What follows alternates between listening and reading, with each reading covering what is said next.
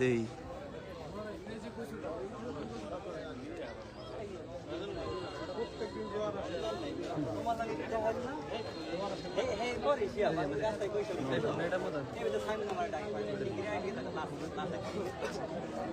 লাইভে তো মানুষ নাই, যুক্ত মুক্ত হয় না, বুঝলাম না। বাদ্যমানি মানুষ জানাইতে হবো না, মিডিয়ার যুগ না বোকা।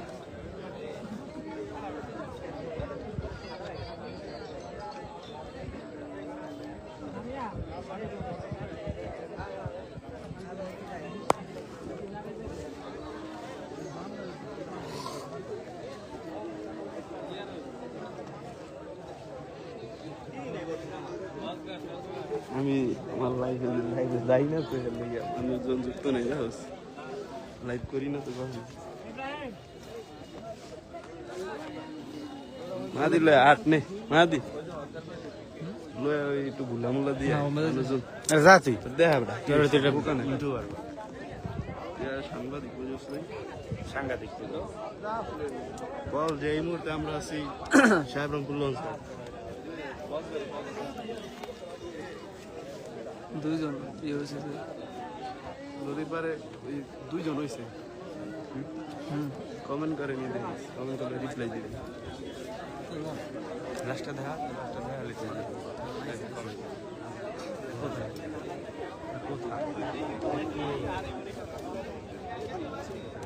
হ্যাঁ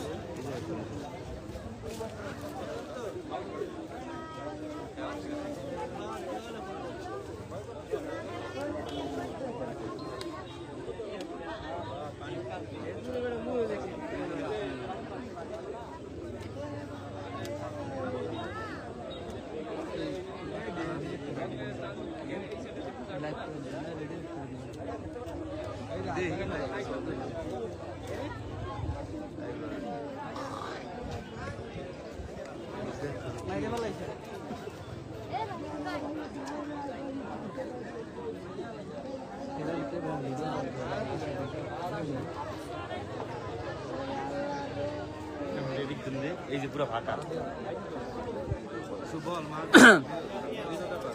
হ্যালো ভিউয়ার্স, আসসালামু আলাইকুম। আমরা আছি মাদারীপুর জেলা কালকিনি থানা সাহেবরামপুর ইউনিয়নের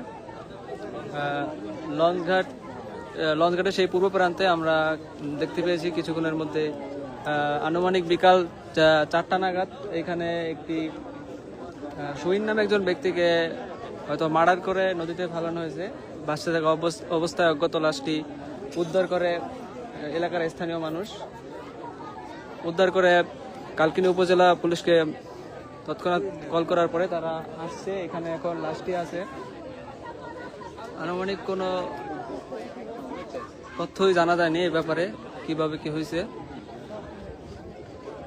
তো ওই কর্নারে দেখা যাচ্ছে স্বজনদের হাজারি এবং এই যে লাশ আনুমানিক গতকালকে রাত থেকে এই ব্যক্তি নিখোঁজ। স্থানীয় লোকজনদের ভিড় লাশটি দেখার জন্য।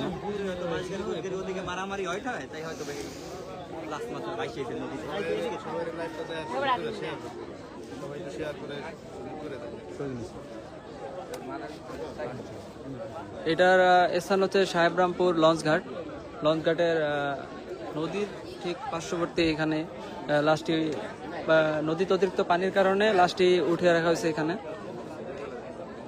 তো যতই সময় ঘনাচ্ছে ততই মানুষের এক নজর এই ব্যক্তিকে দেখার জন্য। খুবই মর্মান্তিক একটি ঘটনা।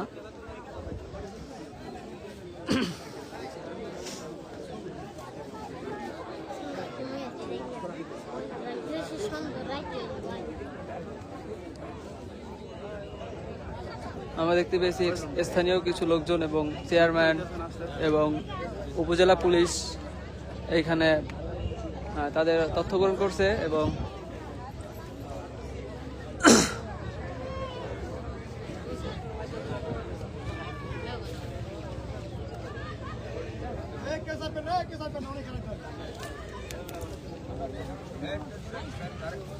এই সেই ব্যক্তি,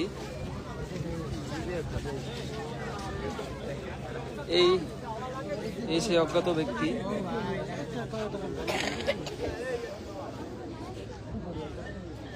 আপনারা সকলে লাইভটি শেয়ার করে সকলের দেখার সুযোগ করে দিন। তো আমরা মতো অবস্থায় আছি সাহেবরামপুর লঞ্চঘাট, মাদারীপুর জেলা, কালকিনি থানা। তো এখানে আমরা দেখতে পেয়েছি তাদের পরিবারের সদস্যদের আহাজারি।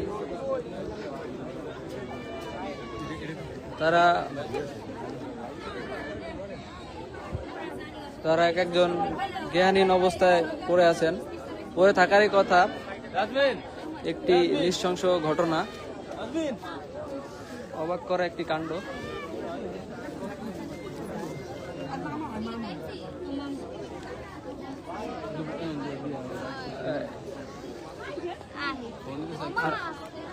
আমরা যতটুকু জানতে পারছি এর বাসা হচ্ছে সাহেবরামপুর সর্দার বাড়ি।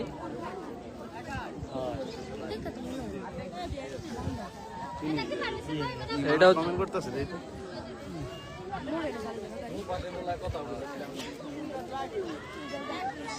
রিয়াদ ইসলাম আলিফ ভাই কমেন্ট করছেন, ভাই কি হয়েছে?